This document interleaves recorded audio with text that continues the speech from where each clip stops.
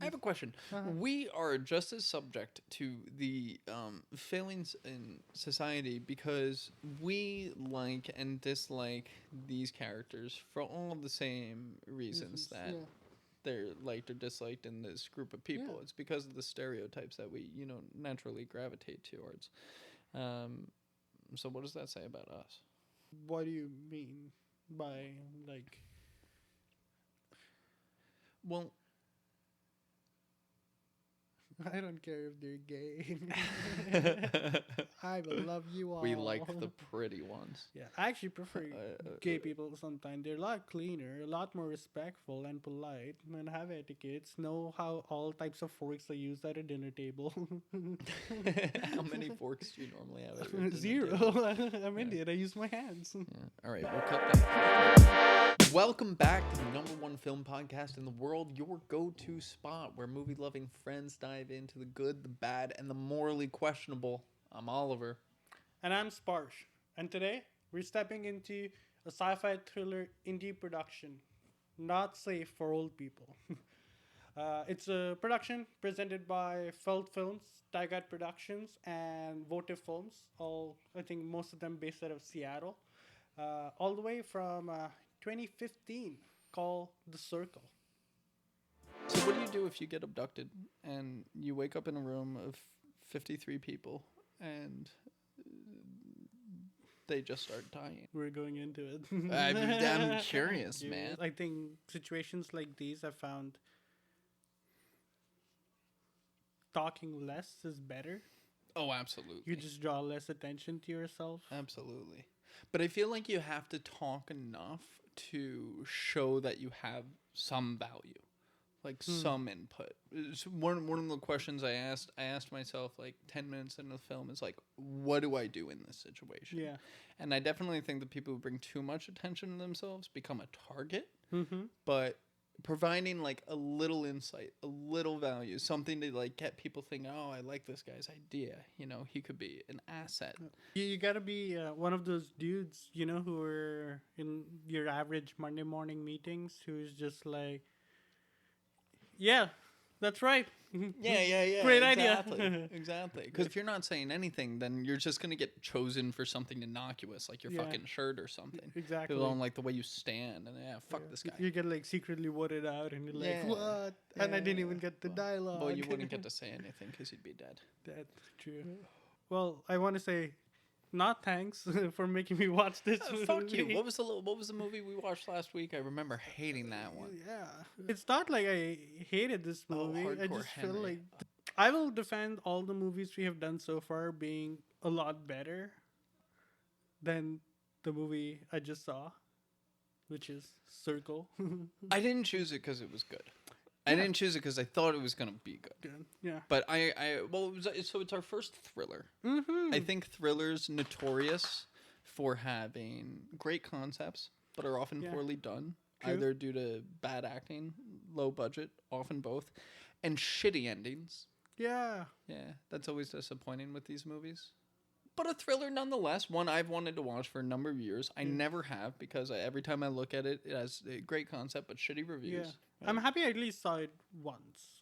Like, it is a movie that you should see it once because it is like a different concept and just like a premise. So like go out there, try something new. Yeah. I haven't seen a thriller in a long time, so it was nice to kind of like be in a suspense again. Now I feel bad for recommending this. No, We got to do a good thriller. Yeah, there's a very similar thriller, kind of on the same idea. Have you heard about The Platform? I was gonna ask you about that Right. when you were done speaking. Yeah. In French, I think the whole movie's in French or Spanish. Spanish. I think. Spanish? Yeah. Yeah. One of those. They kind of the yeah. same. We See. Yeah. Hey. Yeah. Have you seen Platform? I have seen Platform, and here. Okay, so I'll ask you because I don't love the ending of this movie. Yeah. Actually, I wouldn't say the same about this movie. What I tell people with Platform is, you should absolutely watch The Platform. And I was going to actually recommend we do The Platform, but I wanted to watch something that I hadn't seen yet. And you should absolutely watch The Platform and then turn it off about 30 minutes before it's over. 30 minutes before Yeah, it's over. just turn it off. And I don't think I've recommended that for any other movie except Platform. But the movie was the ending of that movie was so horrible, made Yeah. no sense. Turn it off before it ends, and it's a Yeah. fine movie. Yeah. No, Fun I have concept. seen it. You've seen it. I've seen Okay, Platform, the first and the second one. Yeah. Oh, how was the second one? Not good. No. Yeah, and Worse than the first. oh yeah, Probably. 100%, Yeah, 100%. It was weird, and so I love thrillers a lot. But when I see like movies like these, which are like a thriller, but also on the lines of being, those commentaries on like social psychology and things like that. Mm-hmm. Uh, man, I just feel like these movies end up becoming too much of like a personal manifesto of this is how this person views society. The platform, it starts with a really cool concept, which is, trickle down economics. You have people on top who eat the most, and then you have people who are in the bottom who are like, just getting the scrap, what the people above are leaving. But then they had such a good concept, which, as you mentioned, in the ending, they completely like overthrow that away, and the solution is completely unrelated. Yeah. Right. Yeah. And so it's like you've created like this sociological problem, and you're trying to like solve for it, but then you haven't given a solution but an escape out of it. Mm-hmm. Right. And then in the Yeah. second part, actually I wouldn't tell you what happens in the second part, but I just feel like it doesn't build on to the concept of trickle down economics, or like just the idea they were going for. Then it becomes a lot about like, oh, if we have like an authoritative figure, does it balance things out or not?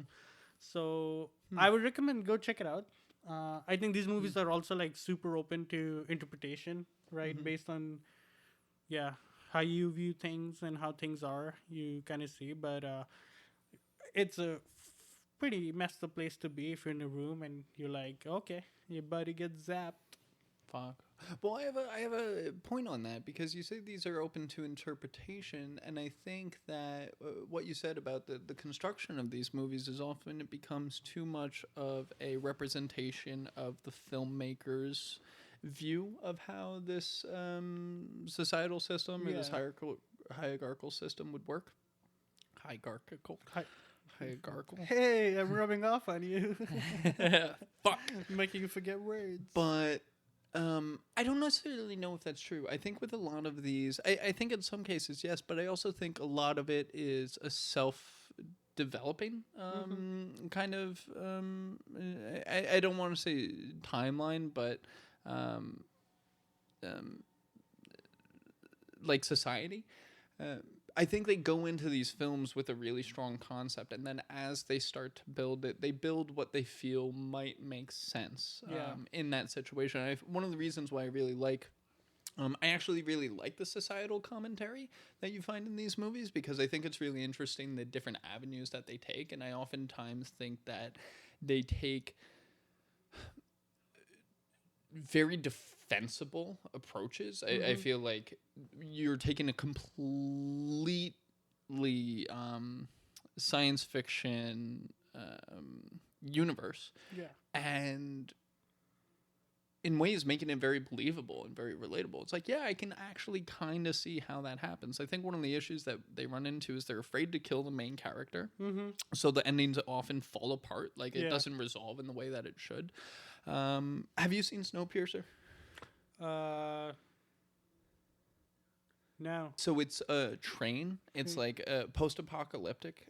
Everyone, the last of humanity is on a train, and the train is constantly circling the globe because the world has frozen over, right? And so the different carriages of the train are essentially the different classes, and it starts by you following the class in the very back of the train, and so it's literally just the platform, but they take a different approach to it.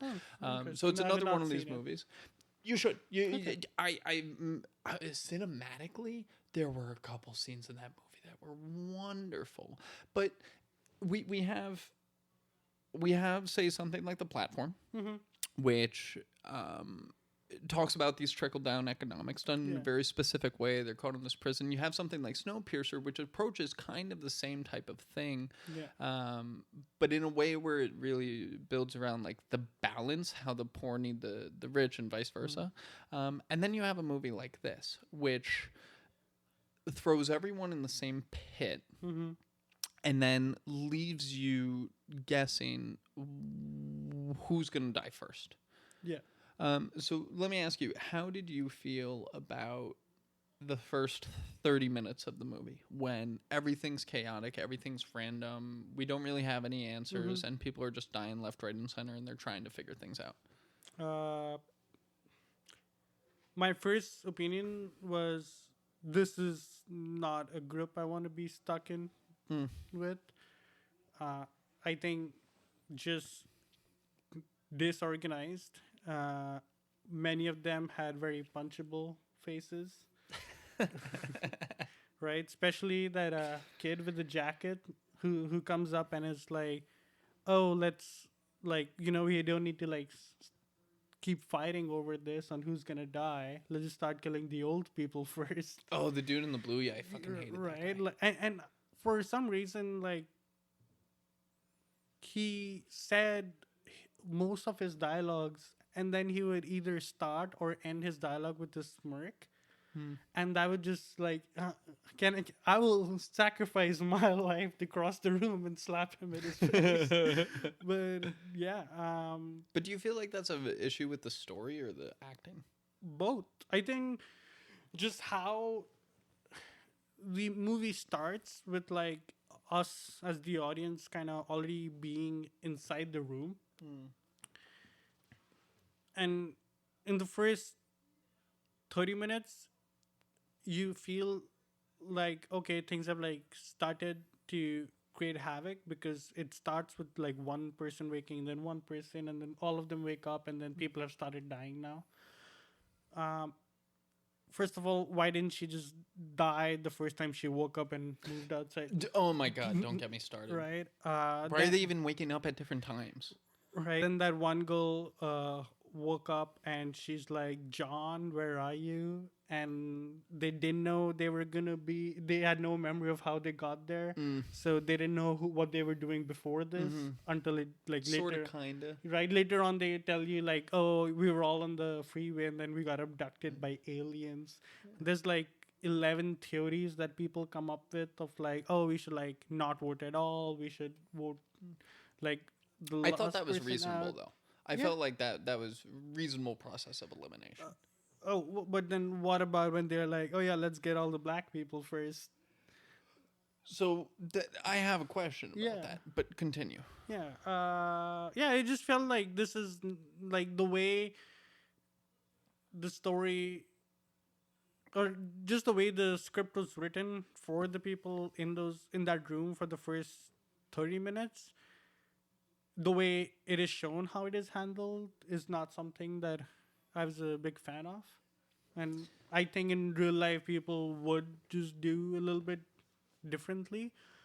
But yeah, I think to build up a story of like, okay, people are dying, they kind of going through this trial and error of figuring out what works. And this is pretty much the golden period of like a thriller where you're like, right now the audience also doesn't know, right? Like at the end of a thriller, what starts to happen is the audience starts to know what's going on, but the characters might still not, Yeah, yeah, right? yeah. That first 30 minutes or 45 is usually just like you are also just giving those shocks after shocks after shocks of like, oh, this is gonna happen. Oh my god, they're doing this. This is crazy, and it's kind of, I feel like a way to keep you distracted and kind of like not allowing you to kind of form like a basis of like, oh, this is what's going on. It's just like all these minute things happen right after each other, and they're like so erratic and not in like a pattern. So it can be like, oh, what is this, like, until like they start mentioning like, oh, like we can vote for each other, all of these things. That's when like the audience also starts like, oh. That they came across too fast. But Mm-hmm. in what you're saying, I almost want to give credit to the movie. You know, we were saying before we did this that it might have been interesting to maybe get 15 minutes of lead up into the, you know, invasion, and then all of Mm-hmm. a sudden they're on the ship, or something that gives a little bit of backstory. Another thing I was thinking is, you know, if you take a couple seconds from like the end of the scene and you create a little bit of a dialogue leading into Yeah. the room. But credit to the movie, they had a really good hook. And things were happening Mm-hmm. so quickly that they keep you guessing, and they never really give you a chance to like get a grip on things. And I Mm-hmm. feel like as someone in this situation, it's like kind of easy to almost relate to them. Yeah. I start to have issues when the reactions of people were misaligned with what I feel like Mm-hmm. would have been realistic in that Yeah. situation. I think that we were talking about, is that a problem with the writing or the acting? When we watched Hardcore Henry, I thought about it for a week after, and I said to myself, you know what? I don't necessarily think a large fault of the actors in that movie was because the acting was bad or the actors weren't Mm-hmm. talented. I think the writing just Oh yeah. sucked. Right? I don't think they had enough budget for writing, and so I know it can be really hard as an actor to deal with that. In this movie, I feel like a lot of the issue is both in the writing but also in the format. I feel like in order for them to have kind of like a cohesive, progressively developing story at the pace they wanted it at the start, everyone kind of needs a chance to speak, and it's really hard to capture the mayhem and the panic of that Yeah. moment while following that format. And I think True. that limited it a little bit. The hook they have is really good, and I think the premise of the movie is also like very strong, Mm. but leading up to like how like people woke up and how they behaved compared to like very soon, I think it's like in the first 10 minutes, was one of the guys, I think it's the Asian guy, who's like, oh, it's like in your hands, and then you can see Oh, that, that yeah. triangle thingy. Yeah. And then I think it's the pregnant lady who figures out, oh, it's a vote Yeah, that you yeah, have to yeah. do, and then Yeah. closing your hand is a vote. Yeah. But after that, now the hook's gone, and the whole movie just kind of it feels like it just stripped downhill and just starts snowballing into this like it worse and worse and worse. Oh, so pause there for a second. So I feel like they came across the answer of voting way too quickly. Mm-hmm. Like they should have let there be a little more mayhem and panic Yeah. first. Um, but I don't agree that it went downhill immediately. I think that for 20 minutes into this movie, and Mm-hmm. this is right around the time we start connecting the pieces, I say to myself, and then the first couple of votes happen and people are dying. Yeah. I'm like, great hook, really interesting concept, but it can't continue at this pace. Yeah. So it started, and I realized, okay, there's an hour left of this movie. People are dropping like fucking flies. There's only 50 of them. So, you know, they're going to have to change it. So then my next question is, okay, so now we know people are voting. The premise is set, and it starts leading you into that, what's going to happen from the sociological standpoint, right? So then I started to ask, who's going to die and for what reasons? One of my initial thoughts was they're going to take the approach of race. Yeah. Did you have any hypotheses for how they were going to start developing the process of like who dies and how the voting system was going to work? Honestly, I saw like the little girl and I saw the pregnant lady, and I was like, it's pretty simple. Everybody else dies except from that. Okay. Right? I don't. You got there a bit faster than I did. I obviously read like the description of the kind of like the synopsis before going into it, and it was like, oh, 50 people stuck in a room, what to be executed, they have to choose who lives. And yeah, I saw her and was like, this is like no brainer. Yeah, I got to that point when the first tie happened, and it happens between the little girl, and someone else. I wanted them to kill the girl for the sake of the mayhem, because that means it's like oh shit, anything can happen, right? And that kind of strips the plot armor. But as soon as she survived, it was like, okay, so that's where it's gonna go. The points and the way they touched on topics of like kind of coming up with like theories and like eliminating based on like the race or like that lady for being gay. It was a little bit forced. It was cliche. It was simple. Not only simple, it felt a lot forced. Like when they talked about like forcing that, oh, like you have a gay person and they have to have this gay person to have like kind of like a buzz cut kind of vibe, and kind of like manly demeanor. Oh, well, everything was very stereotypical. Like the characterization of the people was very stereotypical. But I feel like in this situation, don't you think that's kind of how that would play out? Like if you're in a situation where you've got a very clear specific type of stereotype across the board, once people start dropping and then the process becomes I need to draw attention to someone else and I need to point out characteristics that might be that might be taken as unsavory by the rest of the group, wouldn't you start to don't you think like in a real life situation it would kind of follow a similar approach? Not necessarily, right? I mean, do you think the first thing that's gonna happen, at least like I think 2015, that's when 2015, that's when this movie is from. I'm pretty sure we were pretty accepting of gay rights and gay movements and people being gay, that we weren't like gonna, they're gonna be the first ones to go if there's an alien invasion. Yeah, but the bigoted individuals are going to be the more loud-mouthed ones, and But- they're but- going to be more antagonistic. But that's why I feel like it's forced, because then the movie is playing on like, what do you call it, like that emotional conflict that they know people are gonna have showing this. Well, that's why I say it's cliche and stereotypical, and I I agree that it's forced in because it's like okay, yeah, so that's where you went, right? Obviously, okay, and like there wasn't much creativity behind it, but also I think it's believable and understandable because every like stereotype has a grain of truth in it. So it's like, Absolutely. yeah, well, it kind of makes sense. So I wrote down the direction that they went. So they kind of went beauty into age. Beauty was one of my thoughts. Age into morals, into race. Then they touched on intelligence and contribution to society. I wondered if they would go into like charisma and personality, but some of the people were like strictly dislikable, like the banker. They survive. Oh, that banker, man. Oh, fuck him. I literally saw that guy, and I think the first thing I had in my head was, I really hope to God, as I age and grow older, I do not become him. You wouldn't. I just hope. That's you wouldn't. Right? Just saw the character, and I was like, this is not a character I like and want to see more of.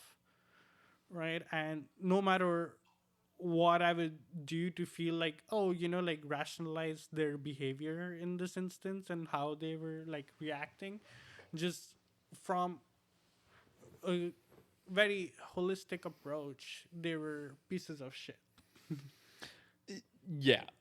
So that's one of my problems with a movie like this, which is it's too easy to know who's gonna die. Right. So in the same way that you said, it's too easy to know who's gonna survive. I would like there to be more development of the characters.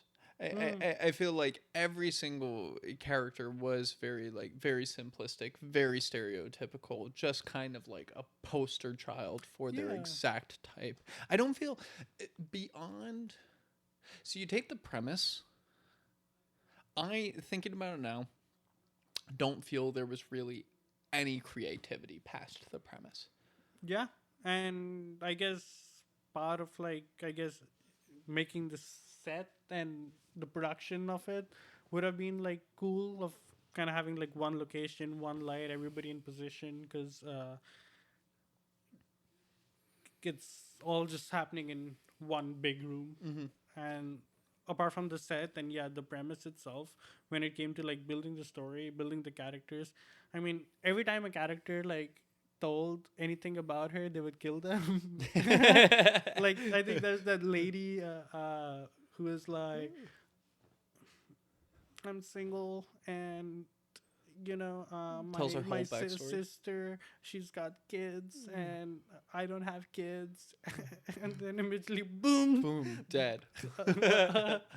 And they're like, well, at least she didn't have kids. Yeah. So, let's go into some of the movie specs because I'm curious.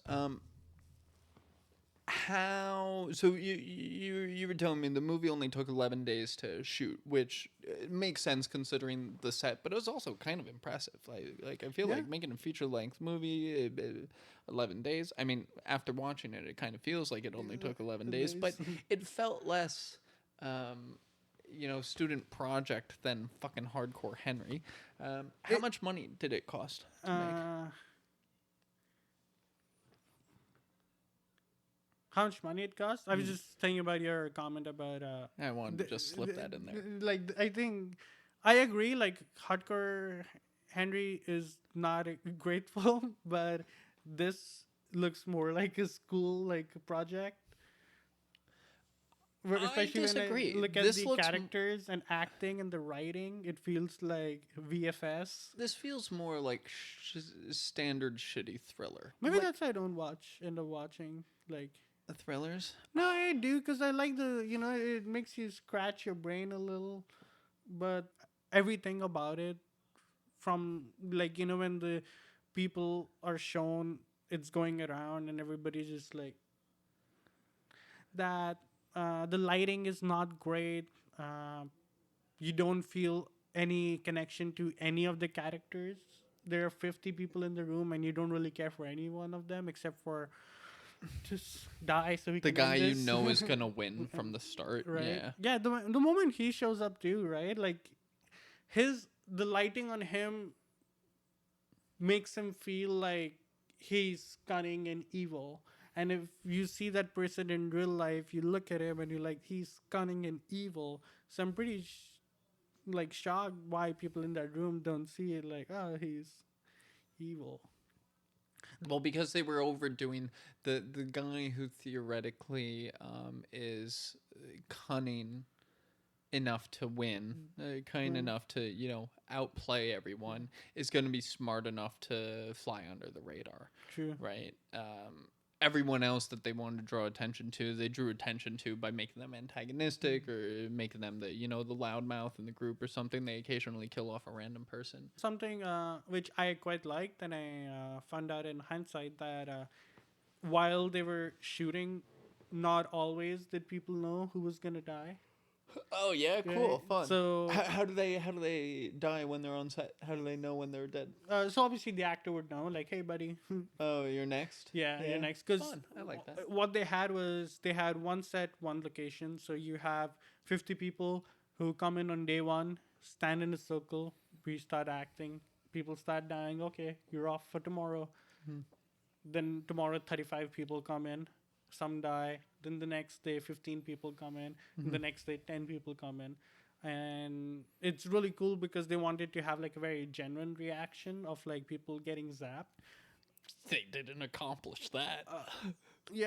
But honestly, I felt like to some extent those random ones, like when they randomly kill off the Asian girl, who's there? Which was the Asian girl?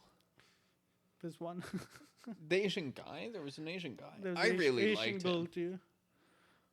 Well, okay. They're all not the same. I didn't say that. In 2025. She just didn't give a memorable performance. No. She actually did not. And yeah, when she gets killed, it's like out of random. When people are like talking about something else and immediately hear the clock go, which means somebody's voted already. I was pretty impressed, and I was thinking all throughout the movie that, okay, my best strategy would be to like not speak at all. that doesn't work for anyone except the last guy. Yeah, Um, it does work for and him. I He don't think picks that's the up. strategy. Again, I think you have Yeah. to provide some value. You don't want to draw enough attention, but I mean that's exactly how the fucking the guy who won approached it, and most of the people kind of make it through Yeah. to the end, except. But the thing I don't understand is, first of all, the random deaths. They don't get any commentary after the fact, Mm-hmm. and they don't have really any rationalization or explanation.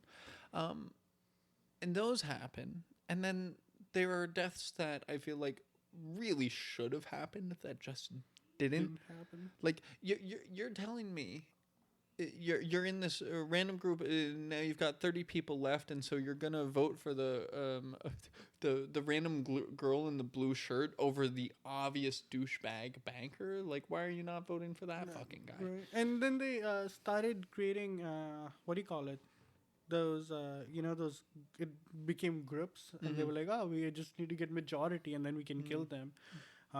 I also didn't understand why that had to be like a bottom line goal for them, because even if they kill the two girls and like the pregnant lady, they would still have the same dilemma, which is like only one of us lives. Yeah, I found So that I found that at the core concept of the movie, I found that just like such a big flaw.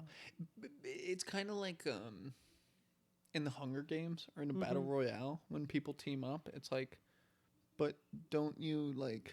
you want to win.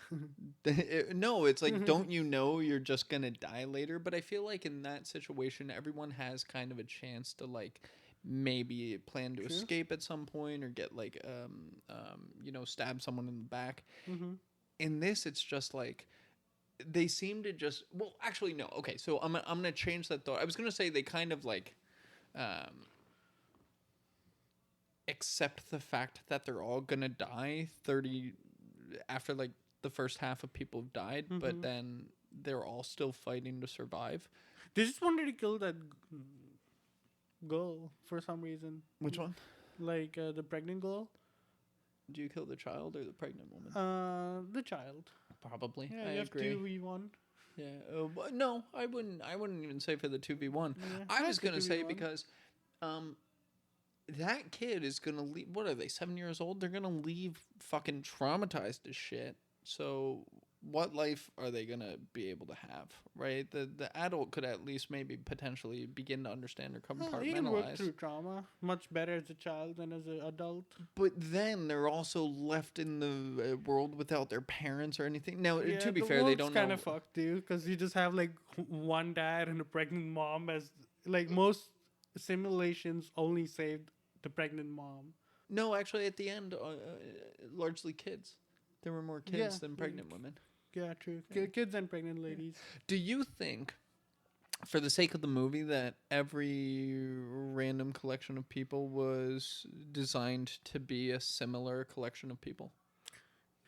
Movies like this, I always imagine they'll actually take that extra step of like, if this is a random group of people, then show a little bit more random. Like, if this is happening, like say in the States, the aliens came and then abducted everybody and then got them in the group. It's not only gonna pick up all these Americans who are like living there, right? Well, if they're in America, if they're pulling from the population of a city, They just had like one Mexican dude who didn't really speak English there, but you can also have like tourists. You can have like just more relatable. Like kind of everybody was dressed the same, and for some reason the cop and the army guy still had the uniform on. well, they were probably on duty. And also, he got home 2 days ago. That's not necessarily atypical. The cop maybe on duty. I feel like that's reasonable. Also, that like him getting like back from duty. He's like, I've been back from duty like For 2 days. for 2 days. I've been gone away for 2 years, and then he's like, I've not seen my wife in oh my god, I'm not gonna stop doing this, right? And it's Yeah, he like, does duh, it, 2 years, yeah. you just said it. Well, no, because he had a. I was waiting for that answer because he had a 7-month-old daughter. So I Yeah, wanted to see what number they were yeah. going to put in because I was looking for that continuity error. Because I had already been counting how many times they did a tie when there was an odd number of people in the group. Group. I'll come back to that. But I actually think, like, based on that last question, I think the random collection of people was by design in that case because it was too But specific. it Like, didn't the seem randomness was too random. specific. Like, I just, No, it seemed intentional. it, That's the point. it just like, yeah, like there was a huge disconnect where none of the characters, yeah, felt like genuine human beings. No, they were the stereotypical poster child of that stereotype. Sure, yeah, I guess. But yes, I just didn't relate to like that. So like when I felt like that whole group, and it's like, you have your stereotypes of like, you have your Mexican dude who's like with tattoos and all, and of course he beats his wife, and then you have another dude who's in a suit, and of course he has to be a conservative dude, Mm. right? And it's like, well, in my head, I don't like this because then these reaffirms these images of general populace, like, of like, say if this is based in America, then you're like, okay, well, this is natural that you have a Mexican who just beats his wife. Well, that's why I feel like they really struggled from the creativity Yeah. standpoint. Like, I think a way to I liked in our last movie we were talking about what are some of the things that they could have done differently with this movie because one of the things I love about thrillers is you deal with really really strong concepts and oftentimes they're just not poorly done because either they don't have enough time to film. Largely, I think largely it's just like a funding issue. Yeah. Something I think could have really helped this movie is a better development of the characters. One of the things that I think would have been cool, I felt like they took a very stereotypical approach in how they started to systematically kill people, and it was very predictable who was going to live, who was going to die. But I would have loved to see, like, maybe the banker, turn the banker into a really good guy. Yeah. Right? Turn the pregnant woman into a total bitch, right? Where she kills the goal. Make the kid sociopathic, Yeah. right? Do something clever. And I don't feel like they took many chances there. Yeah, that's. I think that's a really good way to put it. They didn't really take any chances. They pretty much picked up those stereotypical things, and you know what those movie felt like. It's like going to like an open mic night. You just had all these like stereotypical people, and all the content that is being spoken about was like just about these stereotypes. We've seen that a number of times. We go to a show and they're all kind of making the same joke. Or like Yeah. the average consensus is like, oh, everybody's just making like borderline racist things. Yeah. Like I love stereotypes because I agree, like they do come with like more than just a pinch of like truth behind them. But if your whole base of a character is just like one single stereotype, then it's a little bit off-putting, especially coming into a movie that is like in 2015. I expect a little bit like better because they're having other movies like Sense8, and they had like pure characters. And what's crazy, Sensei was amazing, good Right. characterization. One of the best Too shows. many orgies. Yeah. In the finale, there was like a. yeah, it was the whole show, it was like 7 of them at once. and but it's I like- loved it. Yeah. Yeah. I would love to good, have- good characters in that show. But what's interesting is the directors and the screenplay writers for the show, Aaron Han and Mario Miscone. Aaron Han has also done work on the platform, Okay. right? Sure. And Mario Miscone is known to be like a queer sci-fi fantasy horror writer and producer. So I was kind of taken aback where I was really hoping like these are like moments in a movie where I feel like, okay, when we fight for like say gay rights all the time, why do we always have to show gay character in the specific flamboyant or like a specific when it's a female specific manly way. I know tons of guys who are gay who are not flamboyant at all. Well, that's just, I feel like that's society guiding media rather than media or like content and art allowing itself to be just like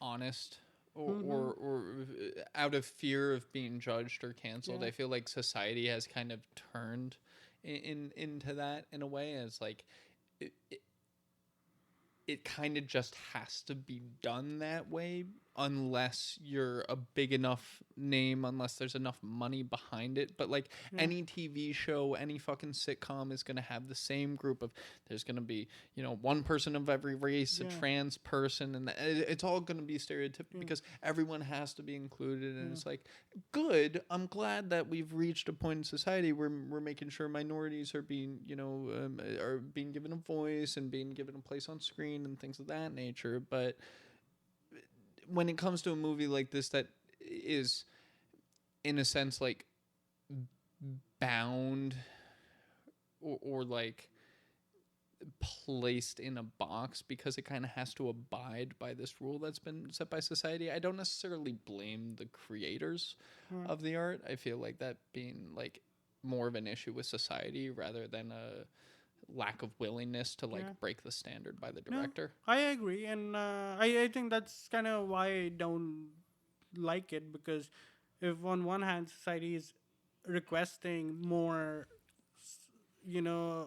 healthier space for people from different diverse backgrounds and ethnicities and sexualities, but then when it comes to giving them a space on screen, they're never being given roles of power, right? Why is it like there has to be like a black Ariel, right? Why does that black character have to fit in the norms of like Because we haven't a gotten there white, yet. huh? Well, We haven't gotten there as we a have, society and yet. like to an extent, then it's like then you're not, like the problem is not gonna be solved if you're always showing, gay characters as flamboyant or as like a weaker character. Well, they don't always, but so I want to meet you in the middle there. I feel like that's actually not entirely true. I feel like sometimes they're actively put in those positions of power, or sometimes they're actively like, it's like when you look at how they choose the president for a movie, right? Like it was for a little while, it was always a black president, then it was always a female president, and now it's always Trump. And to your point of like say putting a minority in a more respected or authoritative position, like say for example Brooklyn Nine-Nine puts, I think they do a really good job They with do a Captain really good Holt. He's job. a Yeah. black captain, but he doesn't fall into the same stereotypes, and he's gay, but he doesn't really fall into that like a depiction of a flamboyant guy. They do a really good job of that, but in a lot of cases where they do put them in that position, I don't feel like they make it believable. It feels forced. It's like when you have the friend group where everyone has a place. It's like Yeah. friend groups don't look like that. Yeah, I'm 100%. sorry. That's I agree. just not the way society works. Yeah. So if you're going to make that choice, defend it. Make it believable, just as you would with any other part of your story, right? And so yeah, when a movie like this just falls too much into the stereotype trap, it's like I understand it. I don't want to penalize it as much as I would with some other flaws, but I also, let me ask you a question. Mm-hmm. Do you allow that to take away from the quality of the piece if you recognize that the piece didn't have the power, the independence to not do it in the first place?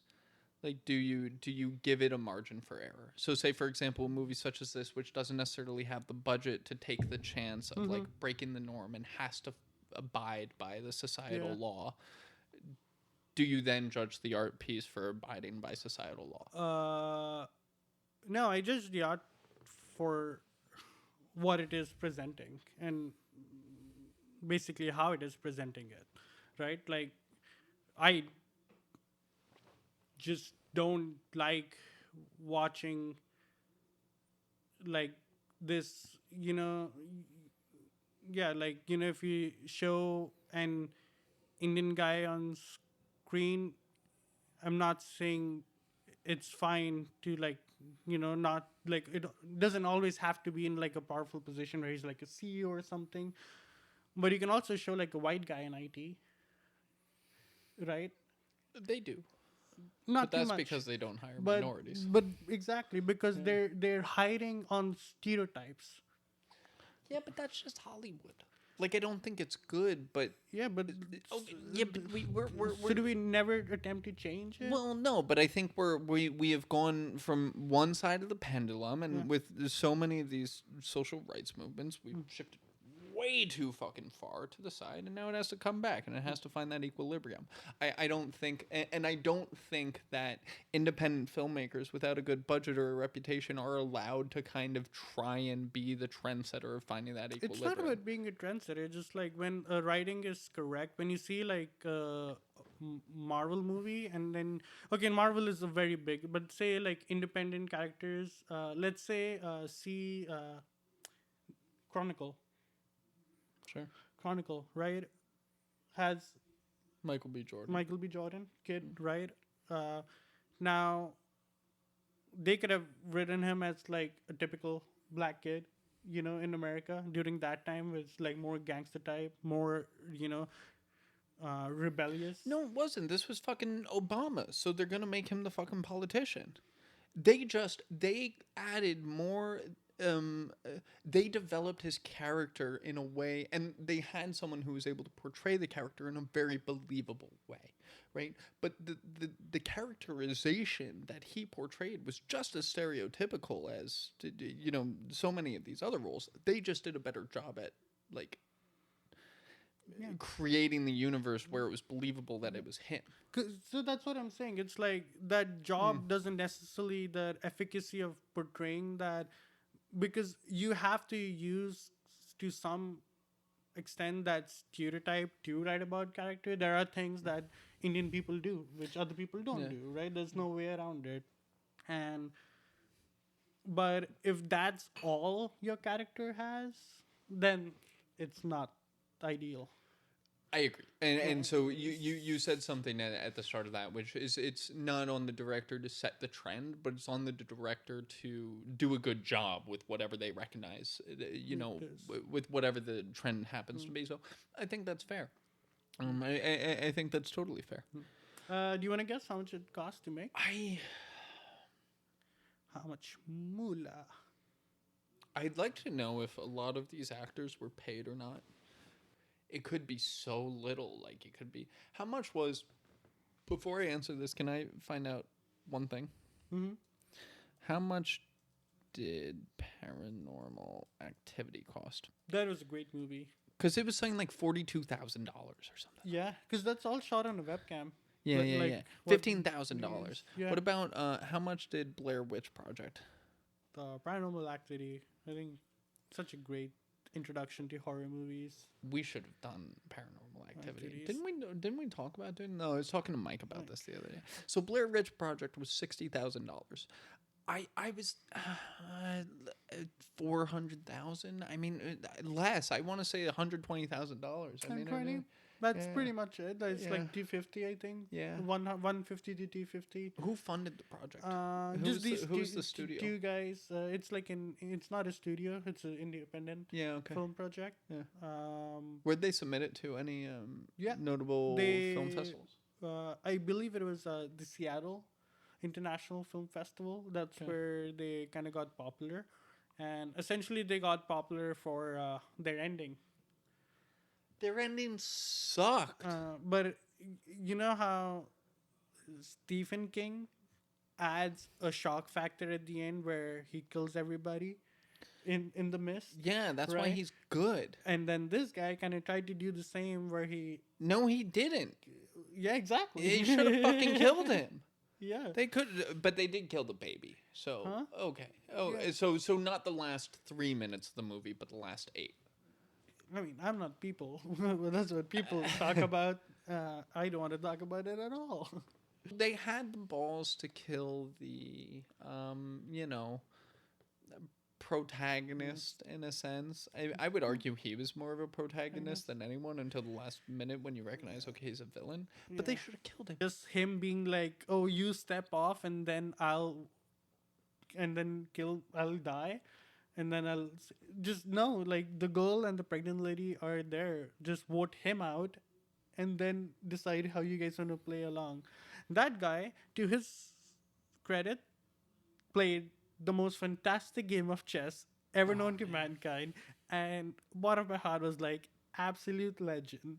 The way he votes and gets her to walk outside, it was just like zap, and then she walked outside, so she gets zapped for that. I thought that was pretty good. I was pleased with that. So you know how I keep telling you to watch Alice in Borderland?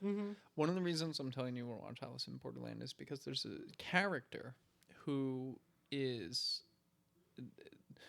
this guy's peanuts compared to him, but he's the same calculating type, a really lovable character, even though he's a total fucking sociopath. Yeah. But there is a 3 episode, it might be 2, where they're all they're in one of the games and they're all trapped inside a prison. And so you just have to watch this guy navigate the game and play these mind games, and really, really, really fun to watch. If you like that concept, it would be worth watching the 2 seasons of that show just so you could watch those 2 to 3 episodes. I mean, loved it. You liked Squid Game? The moment it became away from the games, I didn't like it. Say that again. When it stopped being about the games, I stopped liking it. When did it stop being about the games? How far? When it's down to the last 3 episodes, and it's kind of just a collection of people, and they start killing each other off. Have you seen the first full Yeah, season? but a few years ago. Yeah, pretty much that. And then when it becomes the police guy has a brother there, and he's playing this game. Yeah. Well, they have to develop the backstory. I don't want that. I just want to watch people play these shitty ass crazy games, and it's life and death, and the winner takes the money and then goes. Have you seen the 8 show? Huh? The 8 show. The 8 show. It's this. So it's Squid Game meets the circle. Meets the platform. It's Squid Game meets the platform. And I fucking loved that show. Really, really good. Basic premise is 8 strangers enter into this building in the same way people enter the Squid Game. The person on the top floor makes an outrageous number of money per minute. The person on the bottom floor makes shit all per minute, and they're all living in this thing. And then they have to survive or kill or whatever. But yeah. You should go watch that show. Yeah. You should go watch that show. The 8 show. If you disliked the way that Squid Game kind of fell off because they got lost in the story of it, go watch the 8 show because they don't really do that. Yeah. Yeah. How did we get on Squid Game? We were just talking about how crazy people can be in situations like these. So that's another thing that I want to talk about with this movie, because I feel like the collective reaction to situations was just so poorly portrayed. There'd be way more panic, there'd be way more mayhem. We mentioned earlier that there's partly an issue with the format, but I just found it weak. I think there was no discussion on the decisions that were being made. Everything was happening a little bit too quick without a pause for natural human thinking. It reminds me of that scene. Have you seen the movie Sully, which is about him landing the plane on the Hudson River? Yeah. And so the final scene in that movie is he's in the courtroom and he's like, okay, you've told these pilots to kind of, when the moment the plane strikes the birds, the pilots in the plane have been directed to turn around and find the nearest spot to land. But one thing you're not adding, which I had on that day when I was in the plane, was natural human response. Right? So whenever people get zapped or things happen, that just sheer shock of taking a beat of just capturing everything that happened, And something that you'd ask, like, what would make this movie a little bit more intense? I think the score, the sound, the Yeah, there nothing, was no score, was right? there? So something that's really nice in the platform Yeah, is like good it's point. always that anticipating sound of the elevator moving, Yeah, the blood, and just like those, yeah. all you hear in this movies is a bzz, bzz, and shitty Dun, ideas. dun, dun. So what if they chop the crowd down to 20 people Mm-hmm. and they triple the time in between each death? Yeah. And that gives them the opportunity to develop characters, gives them opportunity to, change the way certain deaths come Yeah. about. Um, so I have a question. Yeah.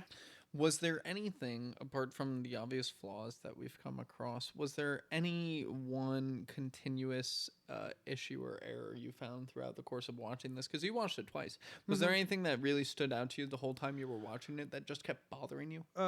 Yeah, just the lack of explanation of what the idea is of like the aliens come in. It's like this one guy seems to know a little too much about it. Like Eric is the name. He's the one who wins. Also, which weird is like you have that blonde hair guy, Oh, at the end? the beard Oh, guy. fucking hate Him and Eric are played by the same character, by that. the Are they same really? actor. Oh, Yeah, cool. right. But I hated him, and yeah, just overall, like when I saw the platform, when you see it, you know what the idea is and what is happening. They show like there's a kitchen, there are people and chefs who make the best dish. This dish is what people have chosen, that this is their dish they want to have in this prison system, that they're all voluntary, joining them because they show her do the interview in the platform with the people who are inside there. So there's a lot of backstory that comes along with it, but here everything is missing. Okay, but if you accept that, right? Because Yeah. I didn't like that either, but I also accepted it.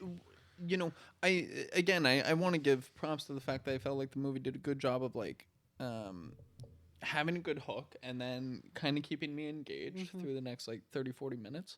Um, I to your point, I feel like it's more of a flaw with the end of the movie rather than the intro. I think looking back on it, if they add a little bit more of an intro or they give um,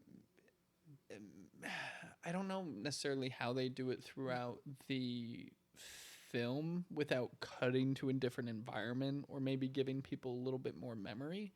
So I feel like it either has to come at the end or at the beginning. When I was watching the film, I was hoping it would come at the end. It doesn't. So I think that's a problem with the film. Um, so did that change your opinion going into it the second time at all? The first time when they first talk about, like, okay, you vote and only one person is gonna walk out of here alive. For me, that's the end of the movie, because now I already know what the outcome is gonna be. There's nothing. There's no payoff. There's Yeah. no, what do you call it? No stakes. I feel that I want to stick along and watch this. So, like I said, I agree. like I was really happy with the hook that, oh, people just wake up and now you have to vote. But then the moment is like, okay, yeah, only one of us walks out of here and everybody's just gonna vote, and eventually one person is gonna not be voted. So it was like, okay, cool. And then I agree. They made a hard shift into that, and I didn't like that. I liked it when it was the start of the movie. I was still thinking like maybe there's a way they can beat the game. Maybe it's if they all choose not to vote 3 times in a row. yeah, Right? Maybe if everyone just they can't settle a tie, or maybe a certain number of people have to sacrifice themselves, right? And so there's a deeper moral in what we have. It's just like, who's the most sadistic fuck out of all of you? It's like, yeah. what kind of moral is that? So I had a question.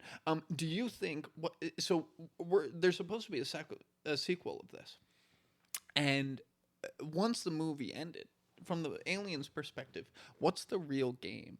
Is the game the one that we witness, or is the real game what happens with society when all that's left is the people who survived this game? So you're full of like children and sadistic fucks, maybe sadistic And fucking children, pregnant moms. and they're gonna die.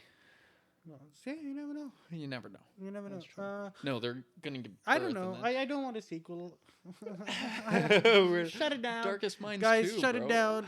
It's Got it. already been approved. Projects get cancelled even after being announced. Shut it down. Yeah. No, I'll probably watch it because I've seen the first part. I mean, I went and saw Platform 2. True. Yeah, but Platform 2 was a good movie up until the end. True. Up But until the end. again, like, even if I hate a movie, I'm still... I don't know if I don't like it if I've not seen it. And I cannot assume that... Actually, I can assume, but I would never know if it's actually that bad unless I go and see the movie on my own. So if there is a second part that comes out, I think it's supposed to come out in the 2025 because it got renewed like in 2024. I would see this. But so far, right now, no deal. No deal. Fair. Do you want to guess? Because I have lots of shit to talk about it. Do Yeah. you want to guess what other people scored it? Rotten Tomatoes. I think it's like what, 36-52 or something like that. 36 critic, 52 audience or something. 42 audience and 57 critics. Wow, really interesting. Yeah. Critics were higher. Critics were a lot higher, Yeah, like they're both 15% pretty shit scores. higher. Yeah, and guys, Holmes and Watson. Come on, What was Holmes and Watson? 10%. How? Like, there has to be some standard that Rotten Tomatoes is missing, because if a movie that is so, I guess for different people, and maybe I just have bad taste, but like, if they're gonna go and give 10% to a movie that's so entertaining, like Holmes and Watson, where we've had so many laughs throughout, compared to all I'm thinking about this movie was that song from Sauce's Apprentice, Secrets, from One Republic, and how in that movie he has a Tesla song. coil and would have just burned up everybody in that circle. I don't necessarily know if they're standing in the Faraday cage. No, I know they're not, but I was hoping they would be. Oh. Well. So this movie would go So faster. Holmes and Watson has a 3.9 on IMDb. The Circle has a 6. So I agree. I don't think Holmes and Watson shouldn't have. It was a terrible movie, but it shouldn't have been. I really liked. We hit a point in that episode where we recognized that it was a film made knowing what it was. And Very much so. I love that. I think if a film, regardless of how shitty it is, it's like the fucking Trailer Park Boys. It's a Yeah. stupid fucking show, but Exactly. it knows what it is. I would never watch it. I think it's dumb, but it knows what it is. Exactly. And so, okay, you're appealing to a very specific demographic, a very specific audience, and you are creating something that is enjoyable for that collection. Holmes and Watson, I think they did a very good job of that. This movie falls into the category of every disappointing thriller ever. Great concept, poorly done, bad acting, not enough budget, shitty ending. Yeah. I guess so. I have a problem with this movie. But I also... Go on. You have a lot of them. I also don't necessarily think it's a problem, Yeah. but were you ever counting how many people were in the room when ties were happening? No, I remember one tie that happens with the beard guy and the little girl. One that happens. The little girl gets in ties multiple times. Well, people wanted her dead. Yeah, true. Because then it would have made it easier for all of them to survive. survive. Uh, yeah, no, I wasn't counting. Were you? So, yeah, I mean, I didn't. They didn't make it clear till the end of the movie that you could abstain from a vote. Right. And so late in the movie, we learn that there's the one guy who hasn't voted at Voted. all. Yeah. Okay, sure. But it's like if nobody votes, then the machine just chooses automatically. And even in the tie, Randomly, if yeah. nobody votes, then both just die. Both die. But I was operating under the assumption for a lot of the movie that everyone's voting, and so Mm. they kept. There was the occasional time where the camera angle showed the entire circle, and so what I was doing was I was counting the number of people that were in the group, and then Ah, finding an odd number of people, and then there would be a tie, wow. and that pissed me off. Like there were like 6 times this happened, and I'm like, it's impossible to have a tie. Tie. There's an odd number of people. Wow. Now I recognize there's, you could have abstained from the vote. I just wanted to mention that. Yeah. Bothered me a lot. They ended up getting out of it. It's not actually a problem with the movie, but Yeah. No, but I think that's I a felt good it thing was. because a lot of people would have also had the same thought about Mm. like, okay, and what goes in somebody's mind to like not make a decision in times like these. Like, I'm just not gonna vote. Well, I don't think I would, like, unless I was actively like, fuck this guy. Yeah. He's harmful, right? Yeah. Or I'm being targeted by this person. I probably don't see myself voting a lot of the time. Yeah. Like, yeah, I mean, like, or I'm just gonna be voting for this a singular person every single time, Yeah. like the stockbroker. Yeah. I'm just gonna be, and so there were a number of like random deaths that never really get explained, and I feel like, okay, maybe they fall into this category. Maybe someone just gets chosen with like 2 or 3 people, but why does you remember the girl who's in the blue shirt? He's like, why'd you choose me? I didn't say anything, and then she gets killed. Good. Um, why did she get chosen? Just people hating on each other. Just cause? Yeah. Yeah. That I think that's a really good thing that I like about the thrillers that touch on these like psychological aspects, because these are stories, and good or bad, they're coming from a place of thought and experience that the person who's writing them has. He's drawing inspiration. This one I think was there's this movie that's called 12 Angry Men, which is a similar story of like 12 people sitting down and figuring out the verdict of a trial against like a teenager. I haven't seen the movie, but just the thoughts and the ideas that we see in these movies are very much representation of how general public in real life is out there. Even if we imagine that everybody is nice and caring and everybody wants They're to, not. yeah, they're not. That's a fantasy world and not real, and it's these tough situations that really point out, because we have reality TV shows uh, are pretty much this, where we have people who go in a house stuck in one room, and then they're making their own teams, eliminating one person, not Yeah. as much as of like death, but like they're still like doing the process of elimination, grouping up, finding reasons to pick out somebody. I was gonna say, I think like humanity in a group is horrible. I think like mob mentality sets in, especially when you start stripping away basic access to safety and resources, like in the Stanford experiment. In the course of 72 hours, all societal norms kind of like completely crumble. But I think individually, humanity is kind and pure. I think like the average person is kind and honest, and it doesn't want to see harm done to someone else. So I think creating a situation like this really has the opportunity to play on both of those concepts in contrast really well. I just wish they would have done a little bit of a better job. You said you had a number of things that you disliked about this.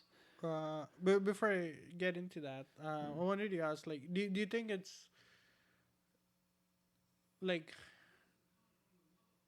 people are nicer, or is it like they don't see themselves as being the bad guys in these situations? Well, Like, I won't be the guy who's gonna do the bad thing here. I know that I'll be fine and I'll maintain my morals and my core values when. well, I think regardless, people will find a way to rationalize so that they don't have to accept like fault or wrongdoing. I think that's something that people do. When you were talking about reality TV, I had thought about a little bit. Okay, like what if you deal with this in a format of like Survivor or something? Um, but these people know they're being recorded, so it just like changes the psychology of their behavior a little bit. And I think that kind of plays on what you're saying. Um, I think that in a situation such as this,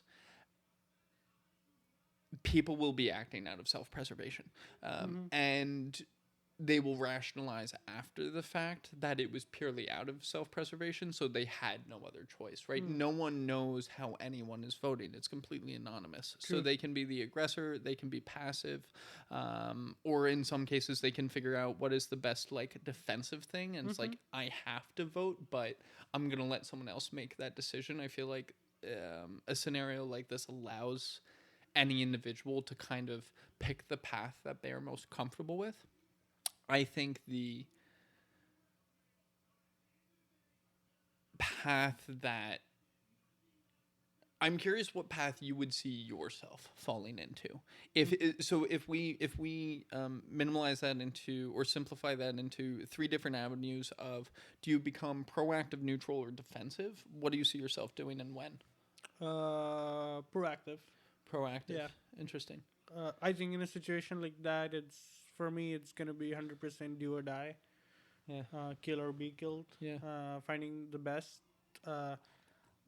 But knowing that Sorry, go huh? on. I was Uh, gonna say, when do you become proactive? From the beginning. Yeah. But knowing that if I see there's like a pregnant woman or a child there, I would just end it. I yeah Just kill yourself. yeah. Yeah. I would just like stop voting and wait till like it's my Yeah. turn to go and just kind of take that time to make up with the piece that all right, this is it. I think that's reasonable. Yeah. Yeah. Yeah. There's the pastor kills himself. The illegal alien kills himself. And One of the ladies also kills herself, like the little older. She's got oh the yeah, chain. yeah. Her son died. Yeah. That kid. Oh my god, the kid kills himself and then they wrong name him. Like Well, I think that was no. I think that was actually a really good decision by Yeah. the. I respected that decision because no one cares. I think that was So an then why intentional. wrong name him at all? To illustrate the fact that they didn't care. It's like, I'll remember you. I'll name my son after you. Just like you're a hero for this. And as soon as they're gone, it's like he was disingenuous the whole time. It was No, but self-preservation. yeah, He but didn't it's care. like okay, I again felt a little bit unwarranted and forced of like okay, bye Scott, and it's like you knew his name was Sean. Well, the whole movie was unwarranted and forced, Yeah. but Okay. at the same time, they do a good job following that, at least. Like, everything was overly stereotypical, everything was kind of cliche, everything was a little forced, everything was a little predictable. Yeah, it was. But okay. It was like that in time dialogue. I believe you two know each other. I believe you two have already met. Yeah. Oh, what a stupid line that was. Go watch it. Link is in the description. Like, would you prefer people who are, straight up on your face evil and psychopathic, or people who are secretly playing the cunning game like Eric? Or do you want to be like how the beard guy was, who's like very open about, no, I want to kill her, let's group up, we have majority. Well, I think that plays more into, do you become proactive, neutral, or defensive? The thing is like, um, the quiet ones are the ones that you have to worry about. The loud and antagonistic ones are gonna take care of themselves, Mm-hmm. right? Like, but I'm I my moral compass is too strong to outwit someone who is equally cunning and sociopathic or with a weaker moral conscience. They Yeah. just win. Just like you said, you would self sacrifice before Yeah. choosing to kill them. They wouldn't. Wouldn't. Right? Yeah. And in certain reasons, one of the reasons why I didn't like doing business or sales is because even though like I was really good at it and I could play the role and I could be the person and I could convince people and like logically I would know the things to say, I didn't feel right about putting myself in that position to make that decision Mm-hmm. because I just didn't want to lower my sense of humanity, right? True. I didn't want to wrong someone. So in a situation like this, it's like, no, I'd be dead. I don't survive in a Mm-hmm. competition like this. And I've always been really fascinated by, again, to come back to Alice in Borderland, I've always been really fascinated by that character Mm-hmm. because it's intellect meets apathy. Yeah. And that's a dangerous fucking combination, True. right? And it's really interesting to see, like, if done well, the path that they're able to take effectively. Like, I'm watching Game of Thrones right now and just watching, you know, the planning of someone like Peter Baelish or someone like Tywin Lannister who have zero empathy but are Mm-hmm. incredibly fucking calculated, Yeah. and just like what they can get away with or what they'll allow themselves to do and at the expense of whoever. Right. Yeah. I think when you have good writers, and we need to kind of start giving more, I guess, notice and attention, or kind of like a more spotlight to the screenplay writers Yeah. that do these movies, because you know we go and see the movie like, oh my god, this actor was so awesome in Mm-hmm. this is such a great movie. uh Director makes money, producer makes a lot of money, writers kind of given money for a script. Mm-hmm. uh but the writer is the one who's kind of giving, like, I it's the director who's kind of the main person who builds the story in the movie, Mm-hmm. because he's the one who's kind of choosing what shots are going to be used Mm-hmm. to kind of tell the story that's being Mm-hmm. told. Because yeah, the screenwriter just comes up with like, these are my characters, these are going to be the dialogues, and yeah, and then the director takes that script, chooses, breaks it down, just be like, okay, I'm going to show like this character doing 7 out of 10 scenes. On the actual day of shooting, they only able to shoot like 5, on post only like 3 or 4 ago. Mm-hmm. And then you're like, oh, there were these missing scenes that would have actually added more into the character, and that's why it gets killed. So when you have a really good writer who's giving, it's like when you have, it's like working in a kitchen, when you have every department doing their job perfectly. So if you have like a nice story, it is just that much easier for the director to come up with the perfect shots to shoot. Yes and no. I mean, I think like you can have a beautiful sunset, but you need someone who knows how to take a photograph to really capture its beauty. I feel like at the same time, like if you're using a, you know, beat up piece of equipment with a low resolution, it's going to be a bit harder to take a really Mm-hmm. quality photograph, and that's going to be, say, the quality of the actor. But I think the writer is the person who builds the sunset, right? I think, I think sunset's already, like, he tells you about the sunset, well, I think that, no, I and think then the you're writer, going and capturing it. And the what I'm saying, the difference between a good and the bad writer is, the good writer tells you to go get the sunset when the sunset happens. The bad writer will often tell you a little bit too late or a little bit too early to go and capture the sunset. I think the writer, yeah, I think we're actually on the same. I think the writer determines the quality of the sunset. I don't. I think like you don't end up with a quality work of art if you have shitty writing. It doesn't Mm-hmm. matter how good your actor is. It doesn't matter how good your director is. If the dialogue sucks and doesn't develop in any way, Yeah. isn't creative, isn't well thought out, it's going to be a shitty movie, right? Mm-hmm. You could have really good writing and be lacking a little from, I think, like the director side of things, and still end up with a pretty good film. I think like your acting could be any random B-list actor and still be fine if it has a really captivating plot. If one section is off, you see that imbalance, and it's like, silent films used to exist without having dialogues and all, but then actors Mm-hmm. used to be the one who would like carry on the story, and then it would be the director to like show the story. uh, so it is a question I often ponder on like what makes a great movie.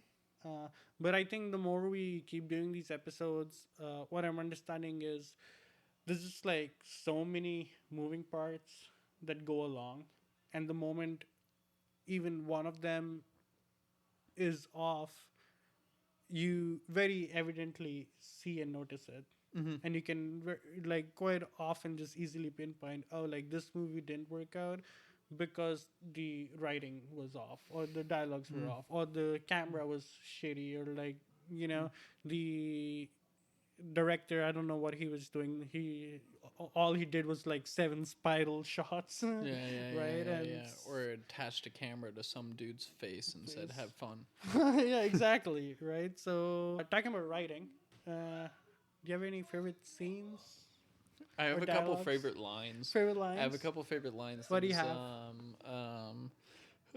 when they're talking about the girl, and they were like, "Hey kid, do you get good grades?" And she's like, Yeah. straight A's, and she's like, No, "No." And like someone's like, killer. "Oh my God, she got a B. Let's kill her." That's a good fucking line. Yeah. Oh my god, And there's a same line where like, uh, oh my god, I'm gay, so God hates me. yeah, yeah, yeah, yeah, yeah. Like full of it. I had like so many. Uh, Obviously, we spoke about the cop guy in this outfit of like the police Mm-hmm. outfit, and when everybody wakes up, uh, when everybody's like running out and panicking, a few people have died, somebody yells freeze, and then it pans to the cop, and then he's just struggling with his gun. Really? Oh, I totally And I was missed like, that. what? I totally missed that. That's a good scene. One of my favorite ones was the old 52-year-old lady, like who looks a little bit French With the hat. with the Yeah. hat, and it's like, what are one of the few things you don't say to people who've gone through chemotherapy? Oh, you must be bald then. Yeah. Like that, like it was writing like that, which is just like out of the blue, just yeah. I laughed so much throughout this Just at movie. how bad it was. Yeah, Yeah. because she's like, oh, I'm 52, and they're like, don't lie to us. How old are you? Like, I'm 52. Like, why do you have like gray hair? Yeah. And then yeah, she yeah, like, yeah, yeah. I got chemo. Oh, shouldn't you be bald then? And it's like, And also, there was someone who was like clearly 70 left Yeah. over. They panned to her like 10 seconds later. It's like, why was she not the fucking next one in line? yeah, they Yeah. stopped doing that next one when the blue jacket kid dies, because the cop is like, oh, you're gonna kill anybody who's over 35. I don't like it. I'm Yeah. gonna vote against you. Yeah, yeah, yeah. And then old Good. I liked when he died. grandma's like, fuck you. Yeah. You gotta love the occasional like fist pump in the background after someone dies, because they Yeah. were like, they wanted them gone, and they're like, yes, Right. we got another. Or that racist old dude they showed who was like, oh, I saw those aliens. They were like in the red room. Was he in the or at the? I'm trying to remember. He wasn't the one in the sweater vest, though, was he? No, he was old, palish, had a man bun, kind of like a bomber jacket. And he was like, "Oh yeah, I heard them." They asked him like, "What did they look like?" And he was like, "Oh, they looked big and black." And then he's like, "No, maybe green." Oh yeah, they sounded Chinese. Oh yeah, yeah, I know who Oh you're no, talking about. Yeah, yeah, yeah, Japanese. yeah, yeah, yeah, And yeah, I was yeah, like, yeah, "What are you yeah, doing, sir? yeah, Kill him!" And then yeah, they killed him, and I was like, yeah. "Yeah." At the start of the film, yeah. Do you think in thrillers, uh, the army guy is a trope Yeah, of course, as is any person in uniform, uniform? right? Any Yeah. service worker, they're never the last one alive. They're normally they're like in the last 40% of deaths. They normally die moderately heroically, or you learn they're selfish Mm-hmm. and then they die because they should. So it's a total fucking trope. Yeah, Mm. absolutely.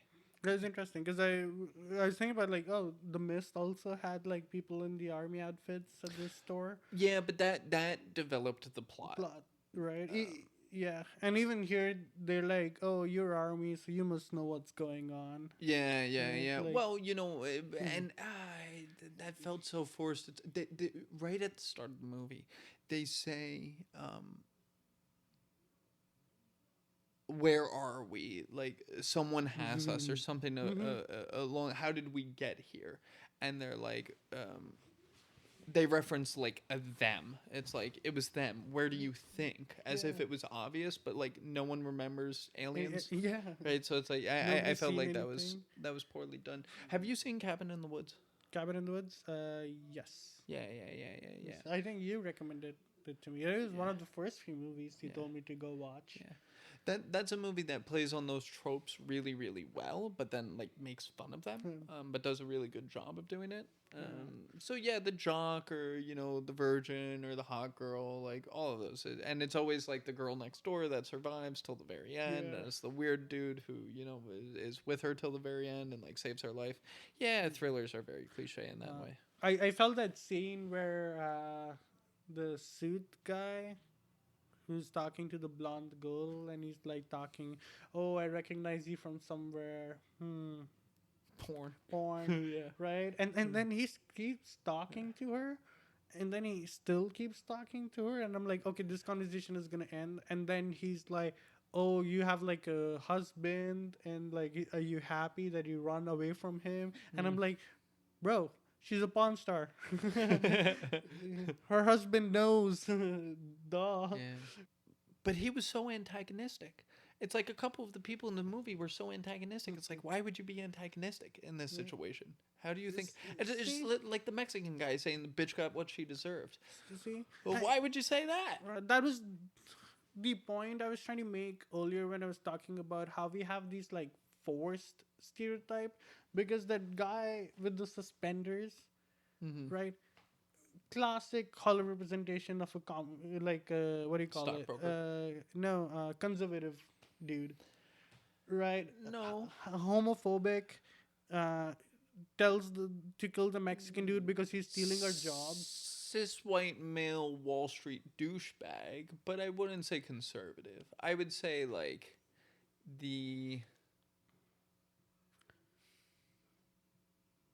I want to say even the guy we were just talking about with the porn star might have been a better conservative avenue. Really? Well, where conservative has in 2015 maybe, but where conservative has come over the Yeah. last 8 years is way more aggressive and farther right. Yeah, it was just 2015. Yeah, Right. so but he was a dick, but he wasn't like He was a not just a fucking dick. He was like, oh, are you gonna let your kids be raised by two moms? And then he's like, I'm not homophobic. At least it's not two guys. yeah, yeah. It's like yeah. like Yeah, writing it's not as that. bad as two guys, but yeah. How do you defend that? Like it's 2015. Like how is your biggest issue that somebody should die be because they're gay? Like Yeah, well, again, that goes back to what we said. If in this situation, they're going to because that kind of comes about through conversation, and then she's reserved in her, answers, and so the guy is going to be predatory and come back to those things, and so they're going to try and find that thing, and like, I don't think the whole movie was stereotypical, but I understand like why in this film they went to that place. I think it's more of a problem with society than it is like a failure of the director. I think they just took an easy avenue. Very possible. What else do you got for scenes? Dialogues. Of course, it'd be the guy in the sweater vest to start this class bullshit. Class bullshit. Hell yeah. That was good. Man. Man, people have dads like that. People have kids like that guy in the suit, and that's what like really makes me sad. It's like if you have a kid who's like the beard guy, or you have a brother or a husband who's like the beard guy, not just by personality but even by looks, please hug him. Give him some love. Well, those people are out there, man. Yeah, they make the world a dangerous place. Yeah. Right, you gotta be careful. I mean that whole point when they're like trying to win majority just to get the kids out, it was so, what do you call it, is it uncomprehensive? Incomprehensible. Yeah, that they went to that place. Yeah. Unrealistic, I think, more so. I mean, it is pretty realistic, I guess. Human beings, and I guess. I was thinking that earlier when you brought up the concept. Yeah. But it's like, why? Like, why are you so hell bent on like getting majority, and later on, and then have to fight the same dilemma? Like, why prolonging your decision making? Well, they found it to something that you said earlier. Like, it bought them time. It allowed them to be safe for the next chapter, and then they're gonna supposedly figure out the next thing. It's like grouping up with the people in a battle royale. It's like, okay, well, I'll survive for now, and then I'll look for an opportunity to escape. I think that's just like self-preservation, acting in the moment, a quick reaction to it as a response to a certain situation. Who are the actors of the movie? Do we know anyone? Actors? No, I don't think anybody like famous or popular. As far as I know, Bearded Guy and Eric were both played by Michael Nardelli. Yeah, he was playing the two. I liked him. Did he do anything after the fact? He's been on American Crime Story, The Collection, and Revenge. So no. Nada. The banker was Kevin Sheridan. I quite seriously went out of my way to find out his name was, because I just hated him so much. Like, who are you? I want to see everything you've done, and shit on them every week. You know what? Credit to the actor. Then, if you manage to hate the actor that much, they do a pretty good job of portraying that. 100%. Right? Like, that's such a good point, though. Your worst characters on screen are the best actors out there. Yeah. Right? If they've instigated or like created that emotion deep enough to be like, I hate this. That's like, hey, that's a win for them. I have a question. We are just as subject to the failings in society because we like and dislike these characters for all of the same reasons that they're liked or disliked in this group of people. It's because of the stereotypes that we, naturally gravitate towards. So what does that say about us? What do you mean by, like... Well... I don't care if they're gay. I will love you all. We like the pretty ones. Yeah, I actually prefer gay people sometimes. They're a lot cleaner, a lot more respectful and polite, and have etiquettes, know how all types of forks are used at a dinner table. How many forks do you normally have at your dinner 0. table? I'm Indian. I use my hands. Yeah. All right, we'll cut that question out. My biggest problem with this movie is they just didn't really develop a single thing about it. They didn't develop the background story. They didn't develop the characters. They didn't develop a single emotion. They didn't develop much past a basic realistic scenario. I think mine is pretty much that too. Apart from everything I've spoken so far, which has not been nice towards the movie, uh, just overall, there not being like, when we record our podcast on GarageBand, it gives us the metronome to like kind of measure the beats. Yeah, yeah, I wish this movie had one yeah. while making it, so they would have like some continuation or like just some suspense. So just like everything unfolding so rapidly, so quickly. I think 1.5 hour for a movie like this. Actually, 1.5 hour is kind of the perfect amount of time for a movie like this, Totally okay. right? Because you get the premise. Totally okay. But I think it needs to move and things need to happen at a more natural rate than you're like, you're just going through like your script days every day and you're just like, all right, we just gotta get our dialogues out, everybody just lights, camera, action. And based on how much, it like started with 250K, I think that's the upper limit of the budget they used, made like 500K overall, selling it completely. It like didn't come out to cinemas, it just went out into these video on demand platform. I think that's both like a pacing issue, as much as it is. They never really managed to like connect you to any individual, right? I think like that added suspense could have also come from like developing people a little bit more. But yeah, I agree. Things happen just like a little bit too quickly. Yeah, and there wasn't really an incentive for people to be truthful and open and talk about who they were. Well, the incentive was survive. Or But so they thought. Not it even di- really. it didn't really give them an advantage or disadvantage over somebody else, right? For the most part, I would say like if you're talking, and a lot of times when people were talking like absurd things or just unhinged, it would have been more likely that they get killed and chosen by the mob to be like, yeah, bro, you're crazy, you're out of here. Yeah, but I also feel like in post, like as the director, as the storyteller, that almost like supports the development of the timeline that they were. Like I feel like any of those stances, it's like if someone stays silent, it's understandable as to why they get targeted. If someone speaks, it's understandable as to why they get targeted. Yeah. Someone who speaks just enough, right? But like the woman who gives her whole life story and makes her really relatable, and Yeah. then all of a sudden, what do they choose on? Oh well, she didn't have kids, so we can Kids. kill her. Yeah. It's like, I buy that. What about the people who lied about their marriage? Oh fuck them! I fucking hated them. The Right. I hated them the whole movie. And it's good that their marriage ended up being bullshit because, like, from the second I was like, they're married, I'm like, there is no chemistry. They are not acting like they're married. So Did you know poorly his done. name? Like, I didn't I remember mean, his neither. name. I did not remember his name. I would have Yeah, died. yeah. I would have died for sure.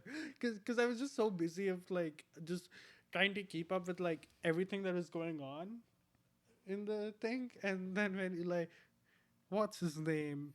Because Sean. all the characters are like, most of them are like unnamed, apart from the few people who can tell their names on their own. Mm-hmm. Kind of questioning between the husband and wife. So dumb. Let me ask you, you're in that situation, what's the question you ask the husband and wife to see if they're both if they're telling the truth?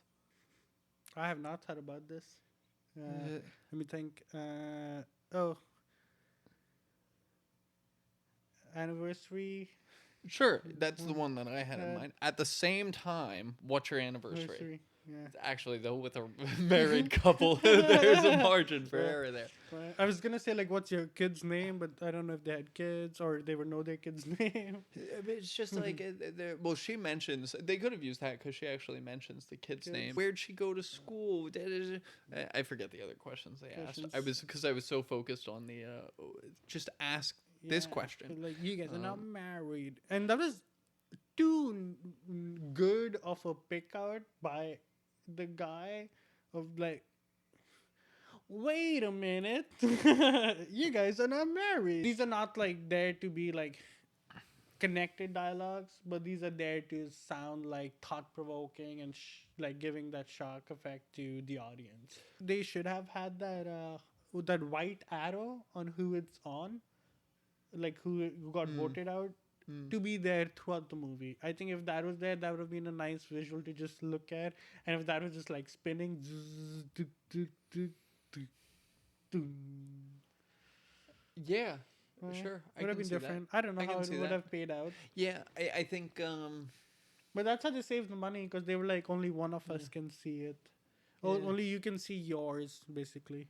yeah, though thinking about it, considering like most of the audio cue of the movie that we had was the it would have always kind of led us to the death that was coming, and based on how they were like just showing the people who died, I think that would have fucked with them a little bit. And I'm sorry, but if halfway through the movie I have the thought, who's this fucking guy who's not saying anything and looks a little weird? Yeah. He doesn't get picked on until he's like sixth in the crowd, or he's like the And last he's hard six to people. miss. He's not. He's like, hard to miss, right? Especially because they show the fucking guy 12 times. So 12 times, I ain't call bullshit. And that's the only time that they're making an acknowledgement of the fact that someone's not voting. Yeah. Here's the thing for me. I love thrillers. I really love thrillers. They're my favorite genre, and because I've seen so many of them, I've accepted the fact that most of them suck. Okay. Nice. Most of the endings are disappointing. A lot of the time, the acting or the writing's bad. It's very stereotypical. It's very cliche. You know who's gonna die. You know when they're gonna die. You know what order they're going to die in. Yeah. I watch them because every now and then something surprises you. Every now and then you'll just come across a really good one. But most of the time, I'm just interested to see how do they develop the concept. And unlike a lot of other movies that we've watched so far, they are actually believable to a degree. Do you know the stereotype of like you're watching a thriller or a horror movie and they choose to go down to the basement? It's like, you wouldn't do that. You don't go to the basement. You leave the house. Fuck you. Yeah. Right? A lot of the thrillers have stopped kind of doing that. They're taking a different approach to the logic. Yeah. So they often have to get there in a very stereotypical way or a little bit of forced exposition, but most of it's defensible to a degree. When you're looking for that logic, that takes away from the experience of just watching that movie. Like, I didn't like this movie. I probably don't have a great score for it, but I know your score, and I can tell you don't have a great score. right? But watching it, it's still a cool concept, and now I felt good about like, oh, now I have another concept, and just adding like more perspective in like my life. So I still recommend that movies like this needs continue to be being made, and I think that's really cool that they should stop copying European thrillers, because they do it really well, and then America copies it and chooses like these cliche character actor who's like popular because he's been doing like they'll have like the guy who's doing Reacher play like a character maybe because he's like popular right now in the studios, and then it's just bad, and then it just feels like you've really missed out on the originality of the concept, but B, it doesn't do justice. But that being said, take inspiration, spread ideas, and make more. Don't make sequels to movie like these. Make more creative ideas. Take risk. See how it pays out. Sometimes not good, sometimes not bad, but take that risk.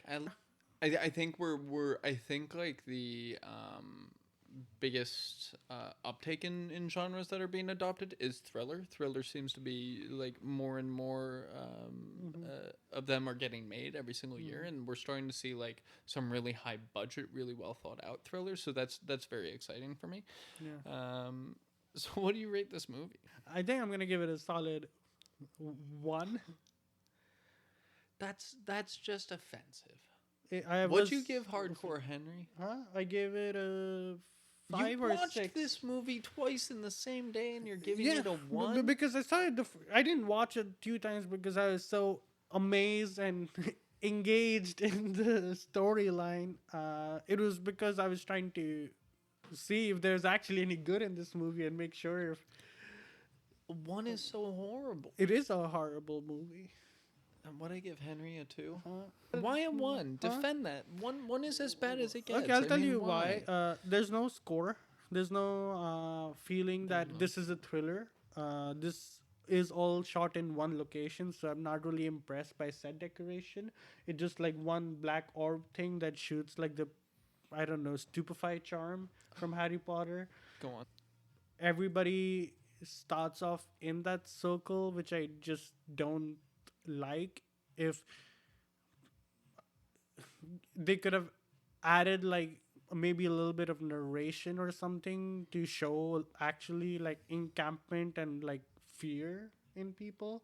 Fear was one thing that was just not there.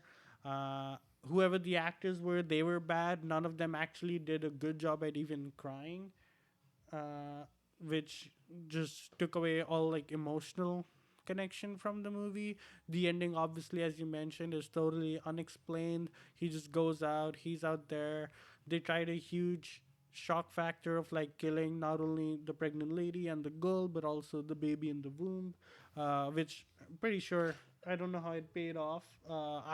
I think it could have been a lot better if it was like, you know, the other way around, like you mentioned, the girl being the psychopath or the pregnant lady being the one who kills the girl.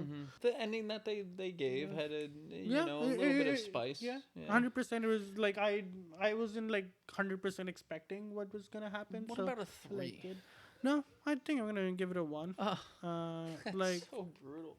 like 1. I'm gonna give it a 1 because I feel if this movie was not made, the film world would have been unaffected.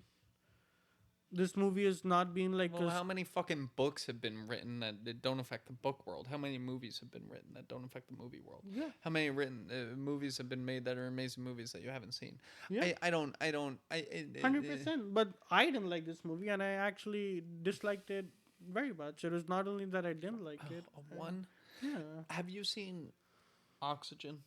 O2. It's like a I French can't woman. see air. A French woman wakes up in a life pod, and she's running out of oxygen. She wakes up in a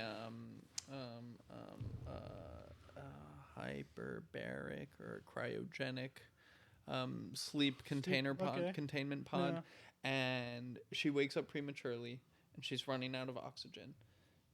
Then the whole movie is just that, and she's gonna die, and she's trying to like talk to the computer and try and like survive. Yeah. You haven't seen that movie? No. It all takes place in one scene, in one set, which is her in this pod. Yeah. It's a great fucking movie. I'd like to see how you feel about that, considering it's in one place. There are movies that are like set in like The Mist. Set in one place. Yeah, but that moves around a little Right, bit more. That's set in a yeah, grocery store, and they go to the pharmacy, and they've Right, got the parking lot, and they've got the back 127 room, hours. and that's good. Great. Yeah, He's yeah, actually in yeah, one yeah. place. Yeah. Right. There is that movie with William Dafoe where he goes and breaks into that house and gets stuck inside, and there's like because it's like all like the house is all run on like electric power, and like it kind of like hacks and traps him inside, so it makes it like super hot or super cold, and he's basically just broken into the house to rob something, and then he gets stuck inside. I don't know. It's Willem Dafoe. William really? Dafoe, yeah. No shit. That sounds like a good movie. I don't know that one. Very good. Okay, well, you know what? So next time I'm going to choose a good thriller. I'm going to go Yeah. back and choose a thriller that I've seen that's a good one, and I'll watch that. 'Cause like, I agree, this I- wasn't a good movie. It wasn't a 1. The 1's offensive. This But- is but your bottom There's nothing tier. known as offensive. It's my score, right? Fuck you. Yeah. Then make a better movie. Then I'll Okay. go give it a better I'll allow score. it. I'll Right? allow Like I can't tell you don't give Hard Henry 2. If you feel that it's a shit movie, it is the shit movie for you. Right? Well, I don't. even from the subjective, if this was a bad movie, which I think I don't think it was a great movie. I think one is a very very low score. I'm surprised. What I'll say is, it doesn't surprise me that someone gave this a 1. I'm surprised that you gave this a 1. I feel 1 is a bit harsh. It is a bit harsh. I agree. Like 1 is like I wanted to stop the movie. Yeah. Right, but I don't do that because I want to know. Like you never know. Like if I would have stopped the movie, I wouldn't have seen the ending. Like he kills the baby in the womb. How about that little twist when they shine the light on the baby? Yeah, right. Not bad. Because he's like giving like, are you guys done? Is this what you want? And then it's a tie. Yeah. And then you see him, and then he wakes up. Yeah. So Cool. see, that could have been like a cool scene. And I agree. I'm not saying that, I have like the best taste in movies or I know like what makes a good movie. All I'm saying is I had a really horrible time watching it. I wanted to give this a 6. 6? I wanted to give it a 6. True. I don't feel it deserves a 6. Based on what you said, I feel like I should give it then like don't a give it 5 or even a 6. 4. Well, I enjoyed it. Then give it a 6. I enjoyed it enough to like. I don't think it was good. Like I don't think it was a good movie, but I like thrillers. I think the fact that it's kind of you don't think it was a thriller. It's not a comedy. Yeah. Pretty much. Yeah, honestly, maybe it is.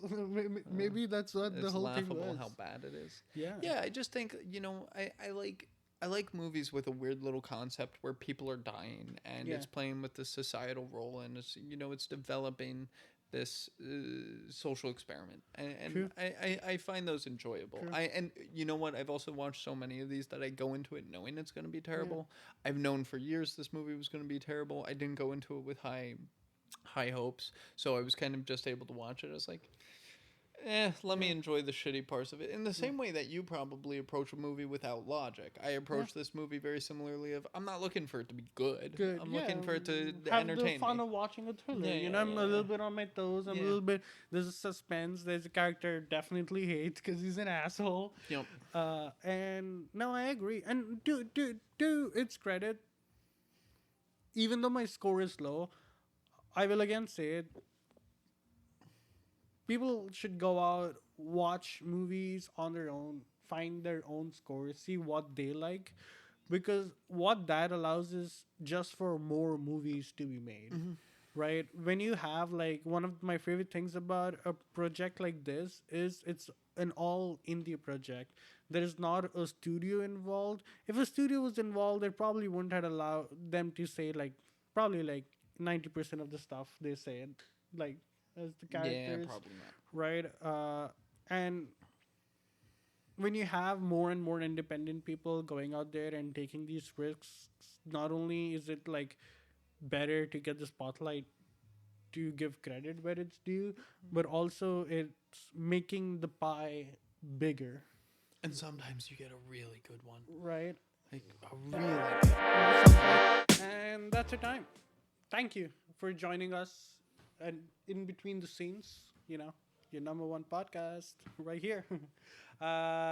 Think if you guys, had better strategies to make it to the final round, let us know in the comments. You obviously know who would have won between us. And if this episode kept your heart racing like a red light blinking on the floor, hit follow, drop a 5-star rating, and make sure we stay off your elimination list.